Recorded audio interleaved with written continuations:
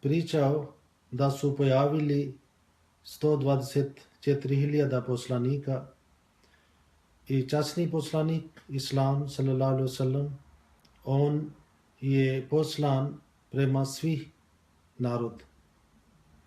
Prethodni poslanici, oni su došli prema svoj narod i Hazrat Isa alaihi salam došao za Bani Izrail, Hazrat Musa alaihi salam došao za Bani Izrail, Hazrat Krishna došao za Hindusa, Hazrat Zoratas došao na svom narod. Tako svaki poslanik prije Muhammad sallallahu alaihi wasallam, on dolazio samo za svoj nacija, za svoj narod. Da časni poslanik sallallahu alaihi wasallam, časni Kur'an kaže, on je poslan prema svih nacija, prema svih narod. I tako on je jedinstveni od svih poslanika koja je poslan prema svih nacije u svijetu. Kada mi pogledamo i kada hoćemo da tražimo da li ima toliko detaljno pisano za neki drugi poslanik, na primjer za Hazrat Musa alaihi salam, mi uopšte nismo toliko poučeni. Nema toliko pisano za Hazrat Musa alaihi salam. I isto prethodni poslanici, ako znamo nešto, znamo malo, vrlo kratko mi znamo za njihov život. Ali šta se tiče časni poslanik sallallahu alaihi wasallam, za njega od kada je on pojavi do dan danas su pisani mnoge knjige. Ne može sada neko piše knjiga u časnom poslaniku i da stavi nešto novo. Ali ovo što je bio već rečeno u knjigama, u knjizi hadis, i tako imamo detaljno u njegov život kako je on počeo sa svoj misao, kako je primio prva objava i poslije kako su ljudi reagirali i ko su bili prvi muslimani, kakvi oni su imali problemi u početak. I to znači od njegov život u Makka i dio njegov život u Madina, i onda zašto časni poslanik sallallahu alaihi wasallam morao da ide na rat, šta je bio to razlog. To sve stvari su pisano u detaljno. I tako mi možemo da nađemo dosta stvari i čak, ja mislim, ne možemo da pričamo u vezani njegov život samo u jednom. Nama je potrebno više puta da sjedimo, više puta da pričamo na razni njegov tema. Ako uzimamo samo njegov obožavanje, kako je on činio ibadat, i za taj treba mnogo da se priča. Kako je, na primjer, on počeo da obožava Boga i koliko puta, i kako on, na koji način on obožavao Boga i kako je on plakao tokom svog namaza. To su sve stvari, i onda prema njegovo ponašanje prema svojoj porodici, prema muslimani, prema nemuslimani, to sve stvari su upisano i zahtjeva mnogo da se, na primjer, da se priča o tome. Žalosno, na ovo doba nemuslimani, oni ne znaju ličnost časnog poslanika sallallahu alaihi wasallam. Ja lično imam iskustvo ovdje u zapad, nekoliko puta ja sam pričao sa nekim nemuslimanima, i kada sam pitao vezane islam i vezane časnog poslanika, većina ljudi, oni uopšte ne znaju lično, ne znaju za njegov životu. Oni su, nekoliko su mene rekli da oni saznaju vezane islama i vezane časnog poslanika sallallahu alaihi wasallam samo kroz ovo medija. Kako oni sada slušaju vijesti, onda oni to znaju, to taj islam. A na druge strane, naši muslimani, oni ne znam da li oni su toliko poučeni, da li oni znaju kako je časni poslanik sallallahu alejhi ve sellem živio, kako je on obratio, kako je on ponašao prema nemuslimanima. Oni isto ne znaju.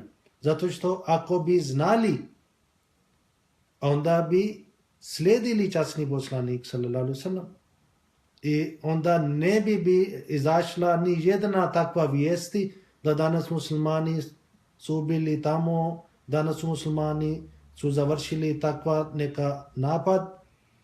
Mi želimo da objasnimo naši prijatelji koji nisu muslimani, da ako oni čuju neki takvi vijest, da neki musliman tako neka loša dijela on to činio, napravio, a ovo nije zbog toga da on pratio, da on slijedio učenje Islama, nego on obratno radio. On nije slijedio časni Kur'an i on nije slijedio časni poslanik sallallahu alejhi ve sellem i zato on to tako nešto napravio. Danas u zapad imamo dosta takvih događaja da kršćani oni boji od muslimana. Ali ako je neki istinski musliman, on ne smije da nešto tako ponaša i ne smije da neko boji od neki istinski musliman. Zato što časni Kur'an kaže لَقَدْ كَانَ لَكُمْ فِي رَسُولِ اللَّهِ أُسْوَةٌ حَسَنَةٌ. Zaista vam je na poslaniku lijep primjer. I ako vi hoćete da živite jedan dobar život, onda naravno vi hoćete da vidite kome treba da ja ličim. I onda Kur'an kaže, onda treba da vi liječite na časni poslanik sallallahu alejhi ve sellem. On je jedan završen primjer za vas. I vi samo treba da slijedite njega.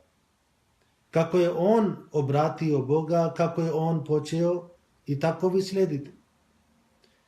I ako mi slijedimo časni poslanik sallallahu alejhi ve sellem, onda mi bi napravili jedan velika usluga za Islam. Danas većina muslimani su takvi koji kažu da mi volimo časni poslanik sallallahu alejhi ve sellem, i ja ne kažem da oni ne voli, ali problem je o tome da taj ljubav je prazna ako oni ne slijedi časni poslanik sallallahu alejhi ve sellem. I zato ako on slijedi časni poslanik sallallahu alejhi ve sellem, onda oni bi napravili jedna živa slika za Islam. I ja sada hoću da detaljno pričam za naš poslanik sallallahu alejhi ve sellem. Većina od vas oni znaju da je poslanik sallallahu alejhi ve sellem bio rođen u Mekka i od početak on nije mešavao sa takvim ljudima koji su pravili neki grije, neki takvi stvari. Na primjer, u Arab prije Islam oni su živjeli neki takvi vrsti život, da ta je zemlja bila siromašna zemlja. Obično mi znamo da dosta su bili veliki moć kao u Irani, kao Rimljeni, ali nisu nikad neko napadali protiv Arabija, zato što oni su mislili ovo je siromašna zemlja i tamo ljudi su živjeli kao plemen. I razni plemen su tamo bili i ponekad kada čitamo istorija, za neke sitne stvari oni su ratovali međusobno. I siromašni ljudi nisu imali nikakvo pravo. Bogati oni su mogli da radi šta god oni želi, nije bio nikakvi zakon.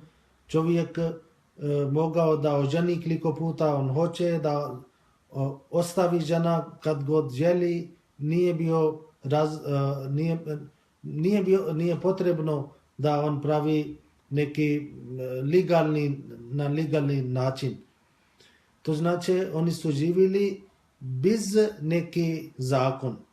I zašto časni Kur'an kaže prije dolazak Muhammad sallallahu alaihi wasallam zahar al fasadu fil barri wal bahr, i tamo je bio nered na kupnom i na morom. I to znači svugdje je vladao nered.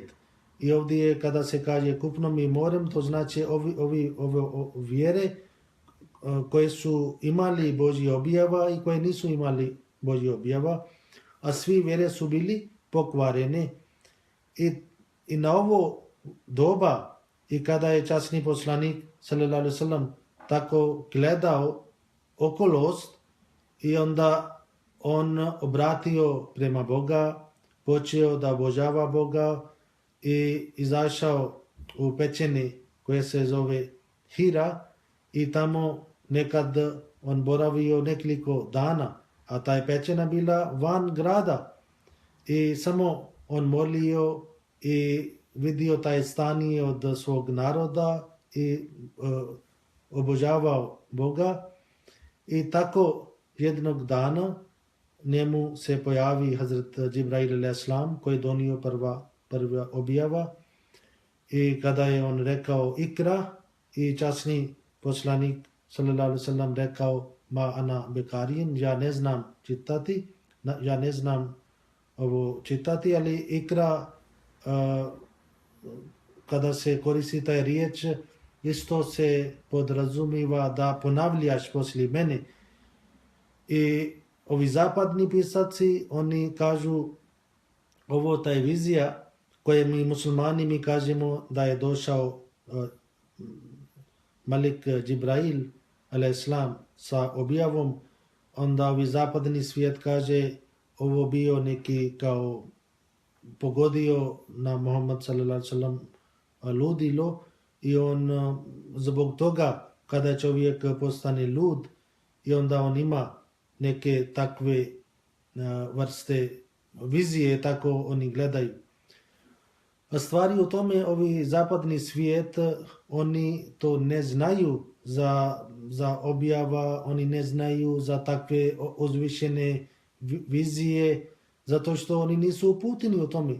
Ovdje je većina ljudi na veće oni piju, ili ako ne piju, sada ste gledali kako oni slavi Nova godina, i čak imamo žalosno neki muslimani, oni isto slavi Nova godina, piju. I ako je čovjek pijan, i onda on ne zna gdje on padne, odakle bi njemu bio ukustvo da on ima neki ovakvi uzvišene snova. Ali šta se tiče za drugi stvari, zapadni svijet, oni prati, ako je lekar, oni gledaju neki najbolji lekar, kako je on riješio ovi problemi, onda oni gledaju njega. Ako je pitanje za gradba, onda oni vidi koji je najbolji inženjer. I onda oni njemu daju zadatak, ali da pitaju od njega ako pojavi neki problem. To znači za svaki zanat ima neki ljudi koji su dobro upućeni, i onda zapadni svijet koristi njihovo iskustvo. Ali oni nisu upućeni šta se tiče poslanstvo, i onda oni kažu to se dogodilo neki ludalo, i nauzbillah časni poslanik on bio lud. Ali oni treba da shvati za takve stvari se treba da vidi od lanac od poslanika. Kako prethodni poslanici, oni su imali takva iskustvo kada je dolazio Džibrail. A drugo, onda oni kažu zato što kada je poslanik rekao ma ana bekarin, ja ne mogu da čitam, i onda to je sigurno, to je nešto nije bio redo sa njemu. Ali oni nisu shvatili, poslanik bude jedna osoba koja najviše ponizi. Poslanik sebe smatra kao on ništa. On misli da ja sam ponizna osoba, odakle mene taj čast. I drugo, I ovo bio jedan veliki odgovornost za časni poslanik sallallahu alejhi ve sellem, da on sada pozove cijeli svijet prema Boga. I onda čovjek razmisli, ja ne znam da li ću moći da završim svoj zadatak ili ne. I zato on se plašio. Inače, ovo nije bio neki bolest. I kada mi vidimo za Hazrete Musa a.s., časni Kur'an kaže, kada je Musa a.s. dobio prva objava, i Allah rekao, hajde, ideš prema Firaun, sa ovo zadatak, Musa a.s. se plašio. Ali onda Kur'an kaže, onda on molio Allaha, Allah neka pošališ sa mnom mog brata. I da moj brat isto mene pomaže Harun. I šta to znači? Da li Musa a.s. isto se, njemu je nešto se dogodio? Ali časni poslanik sallallahu alejhi ve sellem, on nije plašio za takav način. On nije tražio neki pomoć, da neki druga osoba njega pomaže, ali on plašio zbog taj zadatak. I zato časni poslanik sallallahu alejhi ve sellem tako molio od Allaha. Ali kada mi čitamo časni Kur'an u početak tako rekao da ljudi bi tako rekli da je on nije lud. Nauzbillah, surat Kalam, kada časni poslanik primio Makka, tamo se kaže Auzubillahi minash-shaytanir rajim, Bismillahir-rahmanir-rahim, Nun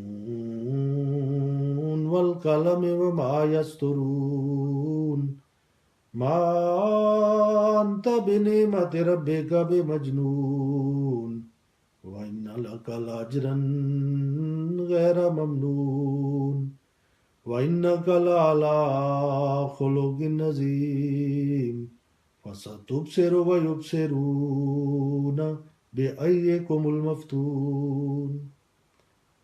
U ime Allaha milostivog, darovaca bez traženja, samilosnog, Nun, tinternica, tako mi pera i onog što oni pišu.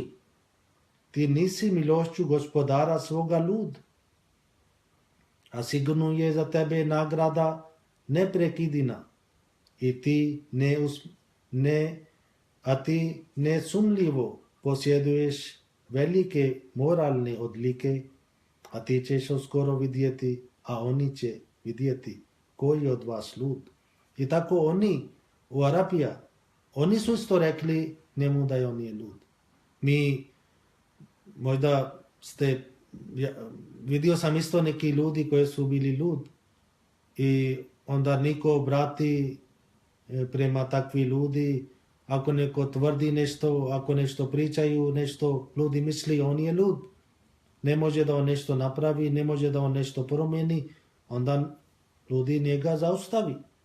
Ali zapadni svijet, ako tako misli, onda odakle ovo sada islam se širio. Zato je Allah rekao, a sigurno je za tebe nagrada neprekidina. Toliko je velika nagrada Allah nagradio naš poslanik sallallahu alejhi ve sellem, da od jedne strane do druge strane u širom svijetu svaki dan se kaže Allahu akbar, ašhadu an la ilaha illallah, ja svjedočim nema Boga osim Allaha, ja svjedočim Muhammad je njegov poslanik, onda salavat i salam za njega. Ovo je velika nagrada za časni poslanik sallallahu alejhi ve sellem. Zato Allah kaže, a ti ćeš skoro vidjeti, a oni će vidjeti. Ako je lud, da li ovo je lud koga je Allah poslao, ali oni koji sada su pričali. I oni koji su bili veliki neprijatelji od časnog poslanika, gdje su sada? I čak u časnom Kuranu, kada mi čitamo surat Fatiha, na kraju sura Fatiha, Allah nije spominao ovi nevjernici i samo je spominao ovo sada zalin, garil magzube alejhim vel zalin, to znači oni koji su jevrije, koji su hrišćani, koji su zalutali. I Allah nama uputio da vi ne smijete da budete kao su bili Jevrije, koji su odbili Isa a.s. i ne budete kao hrišćani, koji su kada prihvatili Isa a.s. onda oni su promijenili svoje vjerovanje, onda njemu su podarili mjesto koje pripada samo Boga.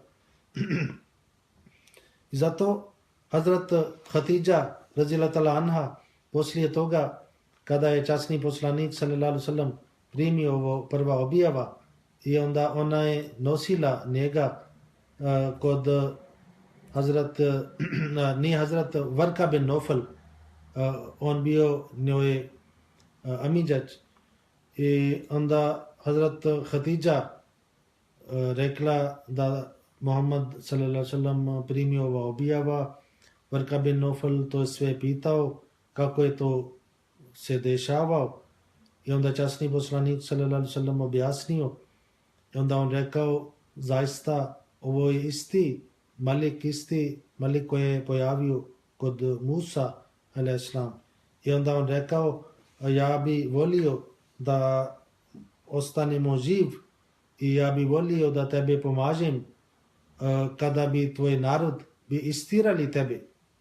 I časni poslanik sallallahu alejhi ve sellem dobio prvi objava i još zbog taj odgovornost on ima puno, on bio zabrinut i sada kada došao da pita od nekoga i onda on rekao ja bi volio da tebe pomažem kada bi tvoj narod istirali tebe. I časni poslanik sallallahu alejhi ve sellem do tada imao veliki poštovanje prema u svog gradu i svi su njega volili, svi su rekli on je iskren, svi su rekli on je amin, on je suduk to znači koja priča istina bez neki kako mi kažemo da neki ljudi pričaju istinu, ali opet to ne bude toliko negdje oni skriju neke stvari. Ali časni poslanik sallallahu alejhi ve sellem on bio na vrh i svi su dali primjer. I poslanik kada je to saznao i onda on puno je brinio, ali Allah uzio njegov sve brige i u početak su prihvatili prvi muslimani su bili Hazrat Hatidža radijallahu ta'ala anha, njegova žena i Hazrat Ali radijallahu ta'ala anhu koji je bio kao jedan dijete i onda Hazrat Abu Bakr Siddiq radijallahu ta'ala anhu i njegov sluga Hazrat Zaid. To su bili četiri prvi muslimani. I zapadni svijet, zato što oni pričaju puno protiv islama i protiv časnog poslanika, onda oni kažu Hazrat Muhammad sallallahu alejhi ve sellem naučio dosta stvari od Varka bin Nofel, gdje je Hazrat Hatidža radijallahu ta'ala anha ona je nosila njega.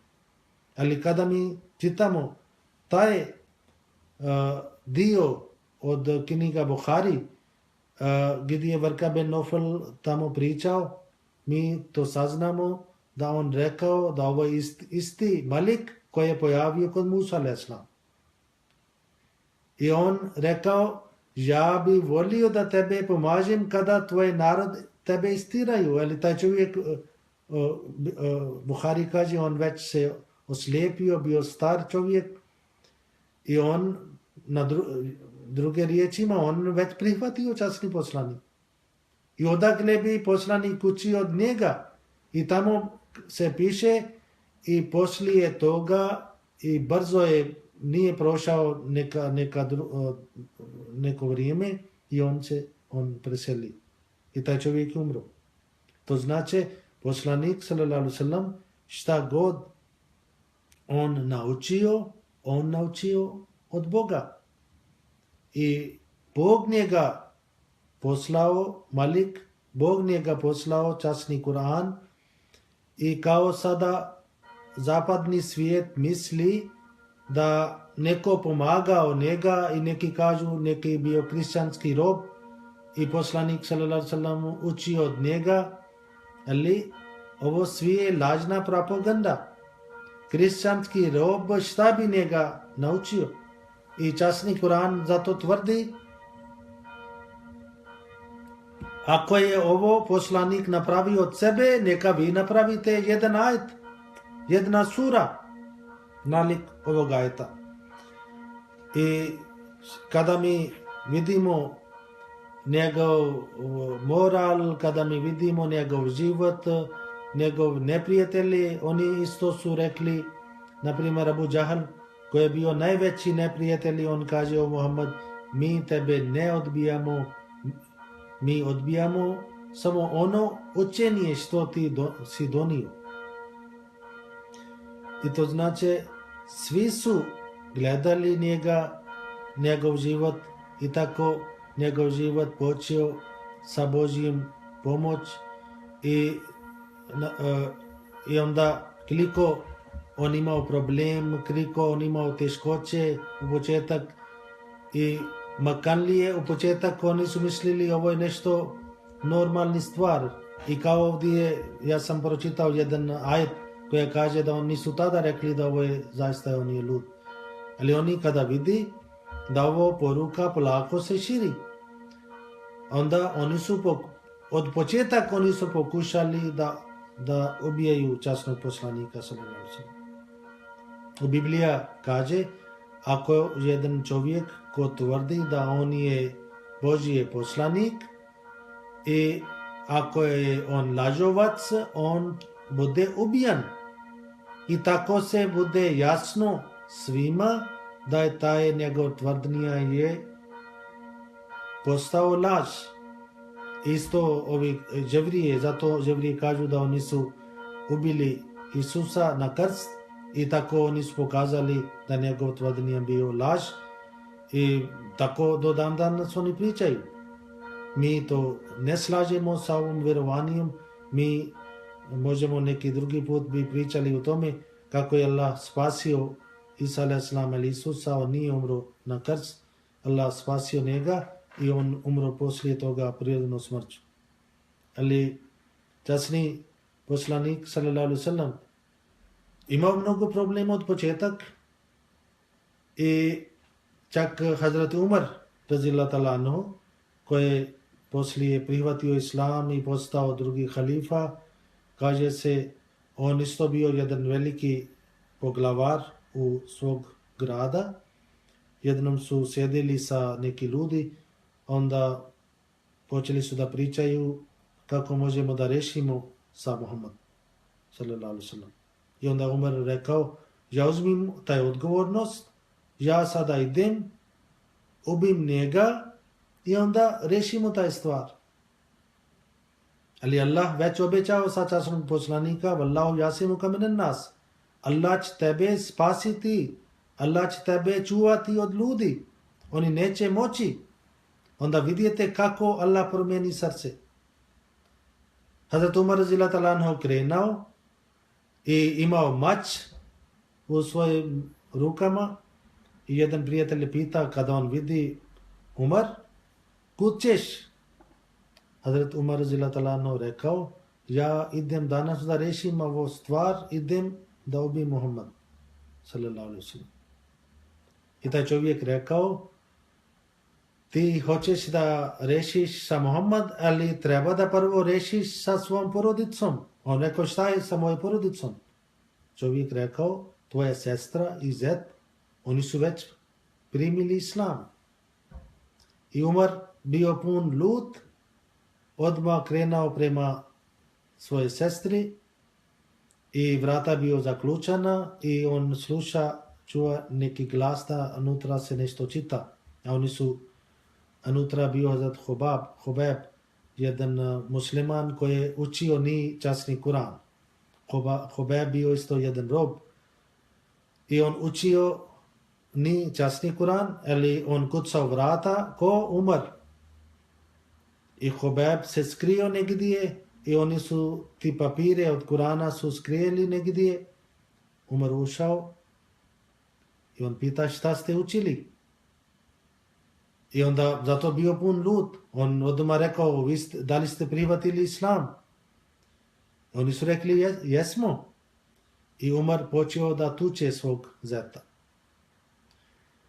I sestra pokušala da spasi svog muža i tako je Umar udario na njoj lice. I odmah se počeo izađe krv.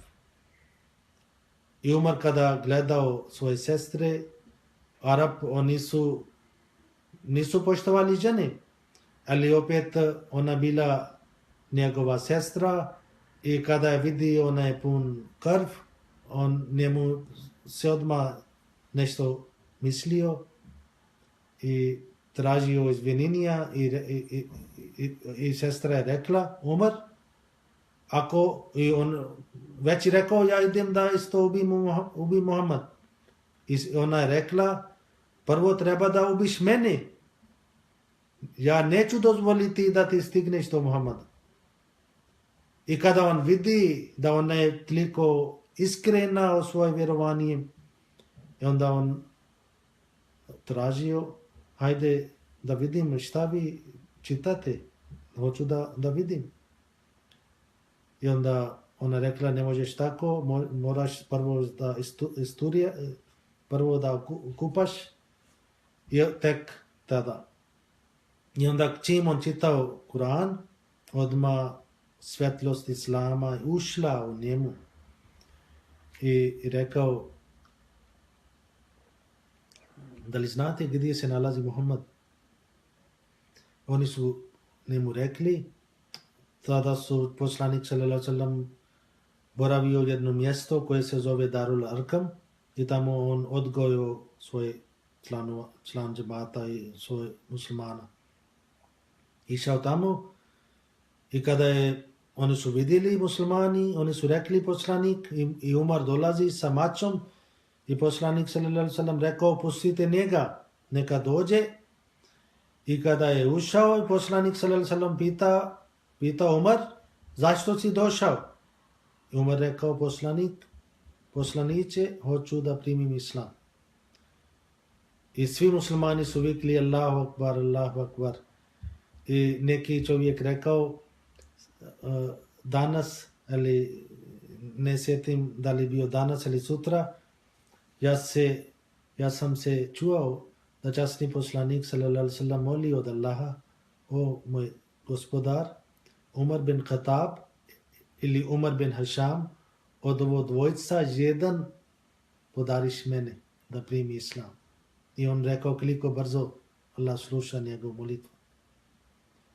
Jedan čovjek, ako je lažovac, odakle on ima takvi ljudi i koji su dali svoj život radi njega, koji su dali život za svoje vjerovanje. To može samo jedan istinski Božji poslanik može da tako napravi takvi ljudi. Ako bi ljudi znaju da je ovo istina, onda oni budu čvrsti šta se tiče svoje istine. I nekoliko način oni su pokušali da zaustavi da islam se širi.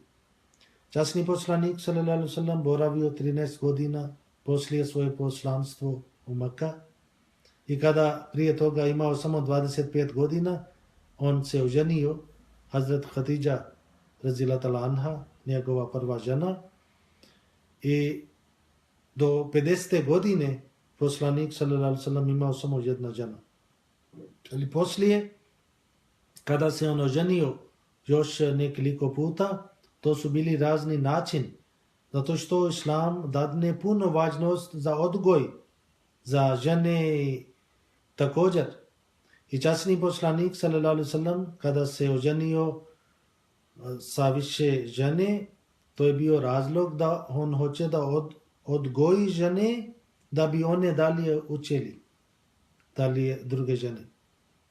Inače, ako bi on volio samo žene, kako zapadni pisaci oni kažu da je poslanik puno volio žene, to je samo lažna propaganda. I sve njegove žene, oni su bile udavice. Osim Hazreti Aisha, radhiyallahu anha. Ona je bila samo jedna žena koja nije imala nikad brak prije toga. I ona Isto je odgojila umat. I nekoliko ljudi, oni su rekli, učeni ljudi, da mi smo učili pola islama od Hazreti Ajša, radhiyallahu anha. To znači, ovi zapadni pisaci i koji nisu muslimani, oni gledaju časni poslanik na drugi način. Oni gledaju časni poslanik, sallallahu alaihi sallam, kao neprijatelj. Ali poslije kada mi dođemo do toga da časni poslanik, sallallahu alaihi sallam, donio islam. Islam sam znači mir. I ako neko hoće da sazna šta je islam i šta je časni poslanik, sallallahu alaihi sallam, i treba da direktno pročitaju, onda ni bude jasno da od strani ovi takvi muslimani koji ne slijedi časni poslanik, oni nosi ime muslimani, ali oni ne slijedi časni poslanik, sallallahu alaihi sallam. I onda ne možemo da kažemo da islam je kriv, ali časni poslanik, sallallahu alaihi sallam, je kriv za takve stvari. Kada učenje islama opšte ne dozvoli da neko ubi bez neki razlog, da neko ubi neki nevini ljudi. Prije jednom kada smo pričali, rekao sam poslanik, sallallahu alaihi sallam, koliko je dao važnost da treba da volimo svoje država gdje mi živimo. I zato mi treba da mi vidimo koliko velika promjenja donio časni poslanik, sallallahu alaihi sallam. Ovi Arabi koji su bili neprijatelji jedno i na drugo, i on napravio njim jedan bratstvo. I ovi muslimani koji su primili časni poslanik, sallallahu alaihi sallam, i oni su potpuno promijenili sebe. Ako je poslanik rekao alkohol je zabranjen, oni su slomili ovi posude gdje su držili alkohol. Tako se kaže jedan sledbenik, on kaže mi smo sjedili na svom društvu i mi smo počeli da pijemo pivo i slušamo i čujemo u ulici prolazi jedan čovjek i kaže slušajte, poslanik sallallahu alaihi sallam primio nova objava od danas alkohol je zabranjen. I onda ovo društvo, neki su bili već pijeni. I neko kaže, šta kaže ovo čovjek? I drugi rekao, on kaže, alkohol je zabranjen. I onda oni su odstranili alkohol od sebe. Neko rekao, hajde da idemo da potvrdimo. On rekao, prvo slomite ovi posude i onda potvrdimo da li ovo što je rekao, to je istina ili nije istina. To znači, to su bili iskreni muslimani koji su donijeli velika promjena. I kada mi gledamo život od drugih poslanike, mi vidimo velika je razlika između naš Muhammad sallallahu alaihi wasallam i između drugih poslanika. Učasni Kur'an kaže, Hazret Musa alaihi salam, kada je njemu bio potrebno da njegovi sledbenici, oni idu da napadaju i tamo bio rečeno samo da dođete, samo da uđete, Allah će vama podariti pobjeda. Ali oni šta su rekli? Oni su rekli فَذْهَبْ أَنْتَ وَرَبُّكَ فَقَاتِلَا إِنَّا هَاهُنَا قَاعِدُونَ. Oni su rekli o Musa, zato idi ti i tvoj gospodar i borite sa vas obojica. To znači zajedno sa svom gospodarom idete i borite. Mi ostajemo ovdje. I onda Allah kaznio ni 40 godina, oni su zalutali, zato što oni nisu slušali svog poslanika. I kada mi vidimo Isusa, Isa a.s., Biblija kaže, on imao samo 12 sledbenika i od tih 12 jedan odrekao i rekao ja uopšte ne poznam ovog čovjeka, a drugi uzio 30 maraka i rekao tajni policija gdje se Isus nalazi. I kada je Isus rekao neka molite, onda svi su zaspali. I kada mi vidimo da časni poslanik sallallahu alejhi ve sellem i muslimani kada su otišli u Kaba, u Medina i neprijatelji su napadali i časni poslanik sallallahu alejhi ve sellem pita ljudi, hajde dajte neki savjet, šta ćemo, kako ćemo.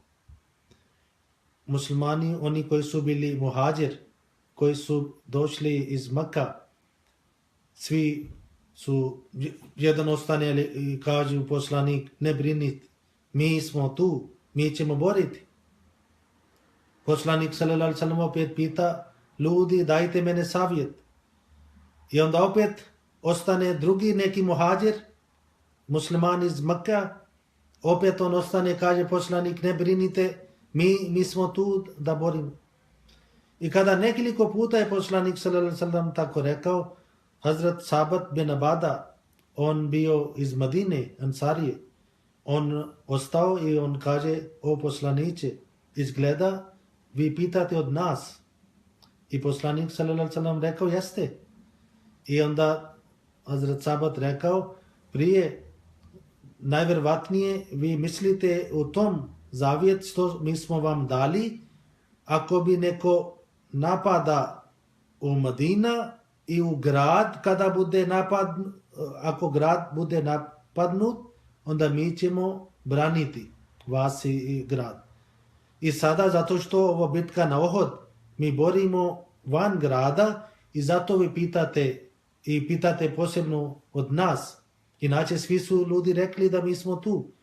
I poslanik sallallahu alejhi ve sellem rekao, jeste, zbog taj zavjet, ovo što ste zavjet dali, ja pričam. I onda on rekao, poslaniče, mi tada, kada smo dali ovo zavjet, mi nismo znali vaš veličanstvenost. Ne brinite, mi ćemo boriti na vaše desne strane, mi ćemo boriti na vaše lijeve strane, mi ćemo boriti iza vas, mi ćemo boriti ispod vas i nećemo dozvoliti neprijatelji da stigne do vas dok ne prođu naš mrtve tijelo. I tako oni su pokazali svoju iskrenost. Da li može jedna lažna osoba proizvodi takvi ljudi koji su dali život za islam? Ali oni nisu dali život bez veze. I oni nisu krenili neke bitke, ali oni su samo branili sebe. Ali ovo, ako mi pričamo vezane bitaka od poslanika, to treba nama puno vrijeme. Ali ako mi vidimo kako je Allah obećao sa časnog poslanika, da vallahu jasimuka minan nas, Allah će vas spasiti, Allah će tebe spasiti. Nekoliko puta u tokom njegov život su bili takvi događaje. Najopasano bio kada je on isto otišao na hidžra, kada je on napustio Maka. I prije toga većina muslimana, oni su već napustili Maka i kaže prije hidžra u Maka se nalazilo samo 82 muslimana i nekoliko hiljada, neki pisac kažu do 10.000 su bili stanovnika koji su bili nemuslimani. I vidite koliko oni su mučili ovi par ljudi. I kada oni su vidjeli da islam napreduje i prije toga oni su bojkotali 3 godina, muslimani su živjeli u jedne dolina, Šebi Abi Talib, i van grada, bez hrana, bez piće, Hazrat Khadija radijallahu ta'ala anha, ona preselila zbog takve muke i Hazrat još jedan Hazrat Abu Talib, Amidža od poslanika, on isto je umro zbog takve ove muke. Ali svi su bili čvrst šta se tiče svoje vjerovanje, 3 godine bez hrana, samo čak neki muslimani kažu mi smo jeli listove, mi smo jedva mi smo živjeli, ali poslije toga kada su oslobodili i onda ovi Makanlije, oni su odlučili da sada bolje bi bio da skupa svi zajedno pravimo jedna akcija i da ubijemo časni poslanik sallallahu alejhi ve sellem. I kao sam rekao, prije toga svi muslimani su već otišli u Medinu. I do tada 11. godine poslije poslanstvo neki ljudi su došli na hadž iz tada Medina se zvala Jasrab, iz Jasrab su došli i onda poslanik sallallahu alejhi ve sellem tajno pričao sa njih i onda 11 ljudi su primili islam, onda sljedeće godine su došli još i onda 72 su primili islam tada i onda oni su rekli vi možete da dođete kod nas, tamo je mir i možete tamo vi širite svoje poruka i neće imati probleme kako problem imate ovdje u Mekka. I onda je poslanik sallallahu alejhi ve sellem kada je dobio dozvola od Allaha, onda on dozvolio, ali ostao sam. Vidite koliko on imao vjerovanje u Boga. Ako su bili par sledbenik koji su mogli njemu da pomažu, oni su već otišli. I samo je ostao Hazret Abu Bakr i Hazret Ali. I taj noć kada su odlučili da napadaju svi plemene zajedno i da ubijaju Muhammad sallallahu alejhi ve sellem, Allah objasnio poslanik. Časni poslanik sallallahu alejhi ve sellem nije imao neki tajne službe koje bi njemu rekli ovo je kako sada planiraju, on nije imao neki špijun među nevernicima koji bi njemu donio taj vijest, nego Allah, gospodar, nevidljivo, koji je znao sve nevidljive stvari i on njemu objasnio i on njemu prenio taj vijesti kako neprijatelje planiraju. I časni poslanik sallallahu alejhi ve sellem rekao Hazreti Ali, ja imam nekoliko imanat. Imanat to znači ljudi su stavili kod njega koji su bili nemuslimani. Oni nisu imali povjerenja u svoje poglavari, nego oni su imali povjerenje u Muhammad sallallahu alejhi ve sellem, koga nisu prihvatili, koga su odbili, ali opet svoje stvari su stavili kod njega da on čuva. I poslanik sallallahu alejhi ve sellem rekao Hazreti Ali, neka ti danas legneš na moj krevet i ja sada idem. Kaže, okolo njegov kuće su bili naoruženi ljudi koji su imali mačove i koji su bili spremni da njega ubijaju, ali poslanik sallallahu alejhi ve sellem čitao časni Kur'an, izašao, oni nisu znali. I onda Hazret Abu Bakr radijallahu ta'ala anhu družio i jedan sluga od Hazret Abu Bakr, Amar bin Fahira, i on isto, i Hazret Abu Bakr radijallahu ta'ala anhu saznao prije da je poslanik sallallahu alejhi ve sellem već odlučio da on će družiti sa njim kada bi napustio Mekka. On imao 2 kamela i tako oni su počeli. I onda su otišli kod jedna pećina koja se zove pećina Saur. I 3 dan i 3 noć poslanik sallallahu alejhi ve sellem boravio tamo. I ovi nemuslimani, oni su kada saznali da je poslanik sallallahu alejhi ve sellem već otišao, onda oni su poslali svoje ekipa, tada su ljudi bili dobro poznati da oni idu prema stopovima, da nađu na koji pravac čovjek ide i gdje ide, i onda oni su otišli prema stopovi od taj Hazret Abu Bakr i časni poslanik sallallahu alejhi ve sellem. I stigli su do pećine. Sada razmislite o tome. Unutra sjedi časni poslanik sa Hazret Abu Bakr. Hazret Abu Bakr radhiyallahu anhu gleda mnoge od ovih nevjernika. Oni pričaju vani. A čovjek koji je uputio njih kaže: ja sam siguran 100% Muhammad sallallahu alejhi ve sellem sada je unutra na ovoj pećini. Ako nije, onda otišao na nebu. Nema dalje izlaz. I Hazret Abu Bakr radhiyallahu anhu kada slušao, onda on se oplašio. I za ovo časni Kur'an priča i časni Kur'an kaže: izhuma fil ghari yaqulu li sahibihi la tahzan innallaha ma'ana.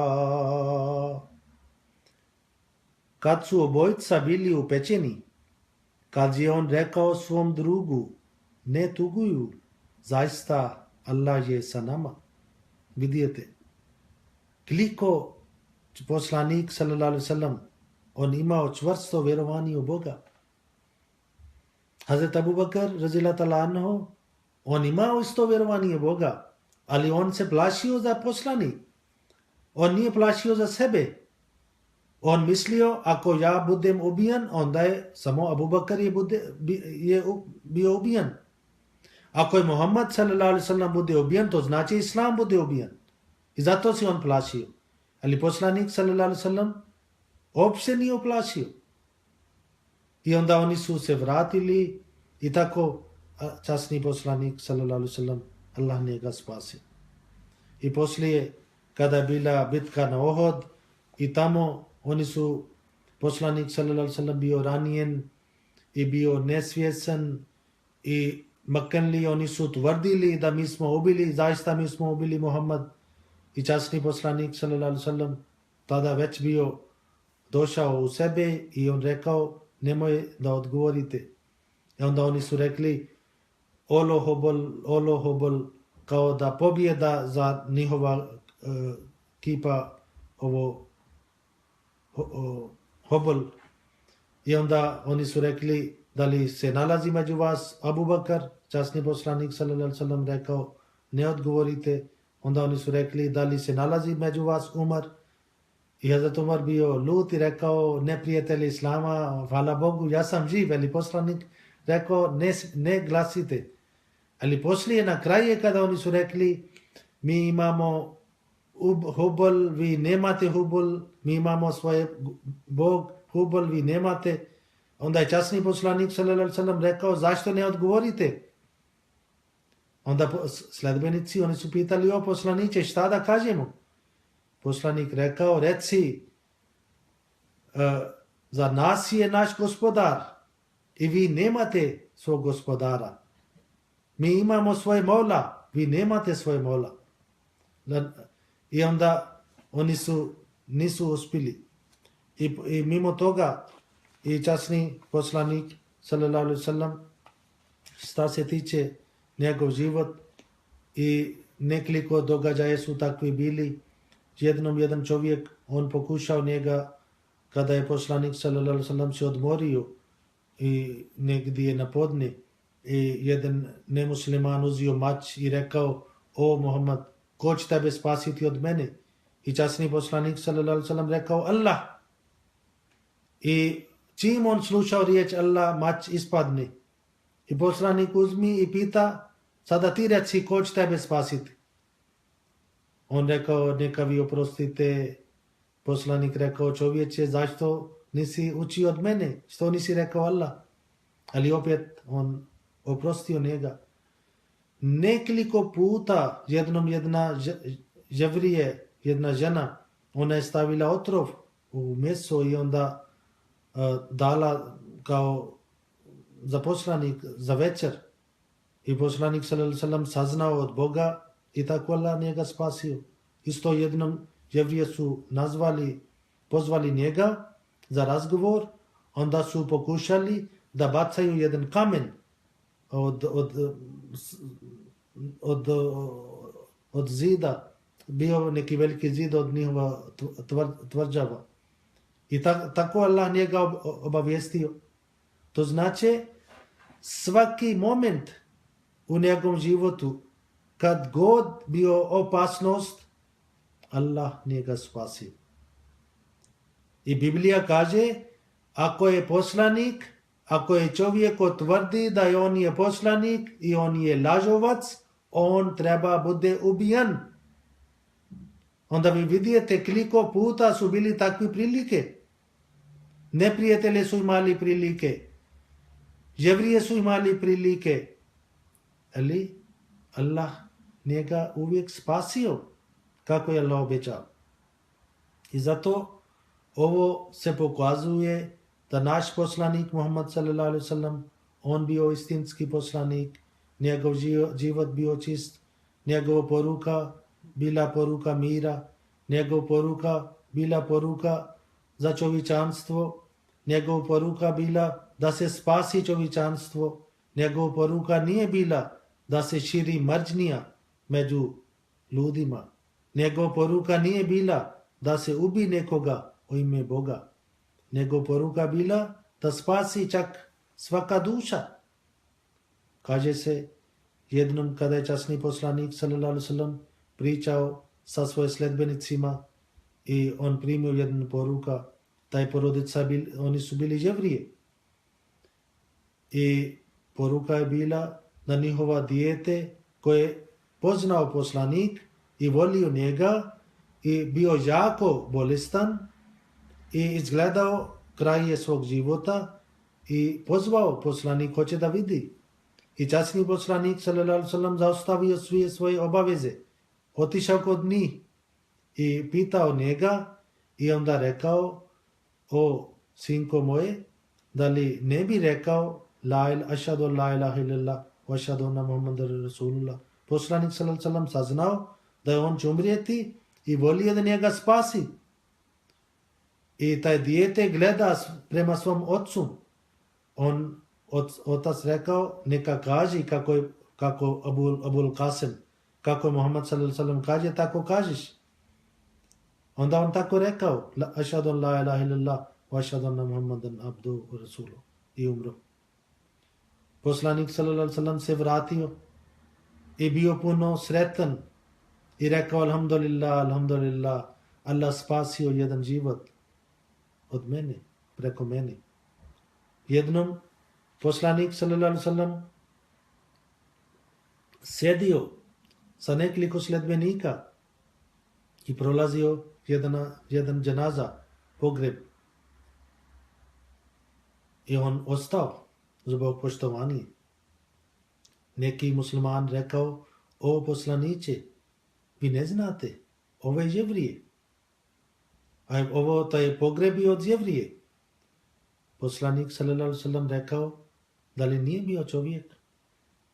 To znači, on nama pokazao koliko je bitno da mi poštovamo mrtvi, bez obzira koja vjera oni pripadaju. Vi treba da zaustavite, ostanete.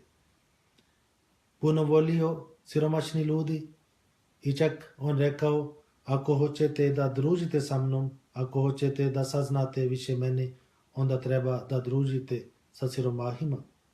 Jedna bila žena, stara žena, crna žena, ona je uvijek čistila džamija. Jedan dan poslanik sallallahu alejhi ve sellem pitao, gdje je ona, ne vidim. Ljudi su rekli, o poslaniće, ona je umrla. I poslanik sallallahu alejhi ve sellem rekao, zašto niste rekli meni?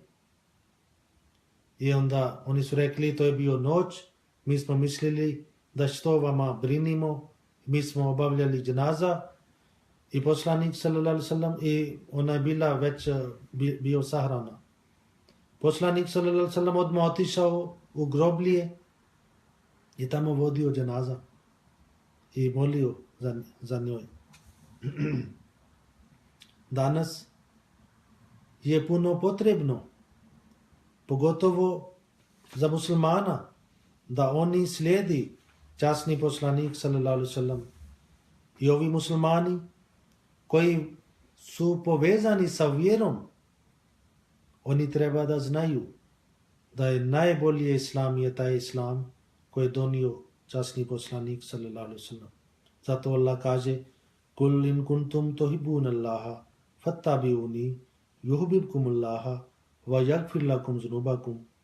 O poslanik, ti reci, ako volite Allaha, to znači o muslimani, ako vi tvrdite da vi volite Allaha, onda sledite meni.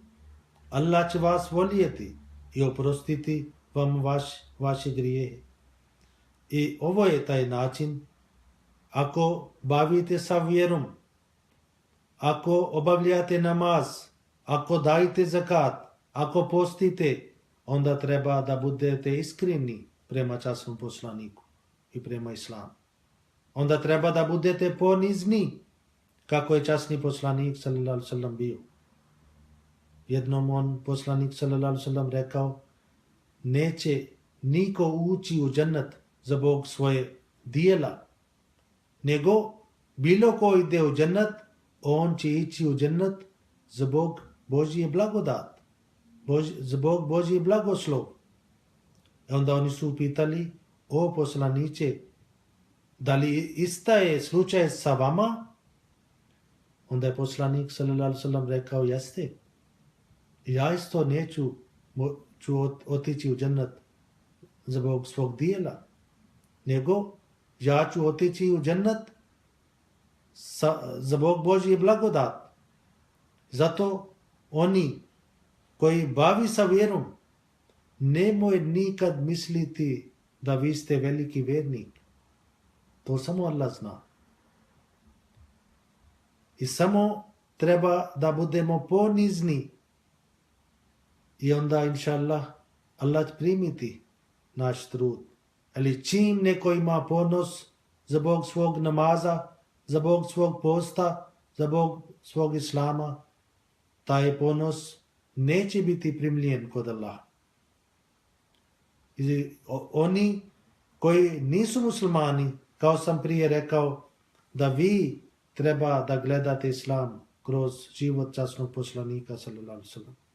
Taj čovjek koji je puno patio za ovog svijeta, koji je čovjek koji je donio puno znanje u svijetu, ako je časni poslanik sallallahu alaihi wasallam nije bi dolazio u svijetu, svijet do dan danas bi bio u mrak. Kada mi vidimo sada na ovo doba koliko je znanje, ovo svjetske znanje se širio u svijetu, odakle je počeo? Ovo je počeo od dolazak islama. Kada se islam širio, kada je poslanik sallallahu alaihi wasallam dobio pobjeda nad Mekka i poslije islam se dobio pobjeda nad Sirije i onda Španije. Od Španije znanje je prošao prema Francuskoj i onda od cijeli zapad.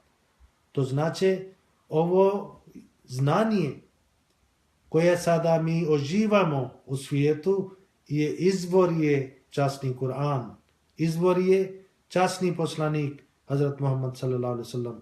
I zato mi smo dužni da ne samo volimo poslanik, mi smo dužni da slijedimo časni poslanik sallallahu alaihi wasallam i onda naš molitva, onda naš ljubav će biti pun. Na kraju ja čitam jedan dio pisano od običajni Mesija alaihi salam, Hazrat Mirza Ghulam Ahmad alaihi salam, za časnog poslanika. On kaže: za uvijek zadivljeno gledam na ovog arapskog poslanika, čije ime je Muhammad, hiljade blagoslova i mir neka su sa njim. Kako je on poslanik uzvišenog položaja. Čovjek ne može shvatiti krajni vrhunac njegovog položaja i čovjek nema moći da shvati njegovu duhovnu moć. Nažalost, ljudi nisu spoznali njegov pravi status na koju je on imao pravo. A on je taj hrabri šampion koji je na ovaj svijet ponovno uspostavio tavhid, Božje jedinstveno, koji je bio nestao sa svijeta. On je imao najveću ljubav prema Bogu. Isto tako je imao najdublje saosećanje sa čovječanstvo.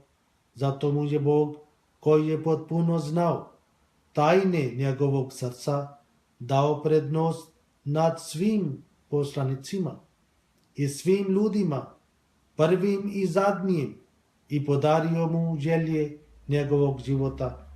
Časni poslanik sallallahu alejhi ve sellem je taj poslanik koji nama naučio da treba da mi vjerujemo svi poslanike. Ovo vrlina ne nalazi bilo kod neki drugi poslanik ili druga vjera. Kršćani, oni samo poštovaju Isusa ili svog, ako neko ima svog reda poslanika. Oni kažu poslije njega nema više Božje objava ali Božje poslanik. Jevrije, oni daju prednost samo Hazrat Musa i oni su odbili Isa al-Islam i dali Muhammad sallallahu alaihi wasallam. I svaka ostala vjera uči samo za svog vjerovanje prema svojoj knjizi. I samo Islam je taj koji od prvi dan, koji od početak kada priča, on priča za svi nacije, za svi narod. Onda on priča Rabbul Alamin, naš gospodar je gospodar svih svjetova. Biblija priča gospodar samo za Izrael. Kao da je zaboravio ostali, taj Bog zaboravio drugi narod. Kada se priča Hindusa, njihova vera priča samo za svoj poslanik, za svoj narod. Za svoj poslanik, ne priča za ostali. I jedino Islam je taj vjera koja može da bude univerzalna vjera. Zato što Islam šta tvrdi, ima dokaz. Cijeli Kur'an nema ni jedan ajet koja kaže da je poslanik je poslan samo za jedan narod ali poslan prema Arab, nego se kaže kul ja ayyuhan nasu inni rasulullah ilaikum jami'a. O poslanik, reci zaista ja sam Allahov poslanik prema svima vama. Kafatun nas, prema svim ljudima Muhammad sallallahu alaihi wasallam bio poslan. I on je ljepota, Islam je ljepota, ali samo treba da odstranimo ove druge stvari koje nama pokazuju Islam. Ovi hođe koje su proizvodni od mračne doba, koje širi mržnja u ime poslanik, zaista oni nisu sledbenik Muhammad sallallahu alaihi wasallam.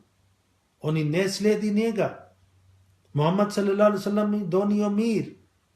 On volio svi ljudi. On molio za njih da Allah uputi. On volio njih da Allah njih spasi od kazne. On nikad naučio da nekoga treba da neko treba bude ubijan radi Islam. I ovi muslimani koji živi u zapadu, oni su dužni da gledaju život od poslanika i slijedi njegov život. I inša Allah, ako oni tako napravi, onda mi možemo da pokažemo vrline Islama. Mi možemo da pokažemo vrline od časnih poslanika sallallahu alejhi ve sellem. Zašto ne gledate? U svijetu postoji jedna zajednica Ahmadija muslimanski džamat koja istinski sledbenik, koji su istinski sledbenik Muhammad sallallahu alejhi ve sellem. Onda oni pokazaju kroz svog dijela da Islam je mirna religija.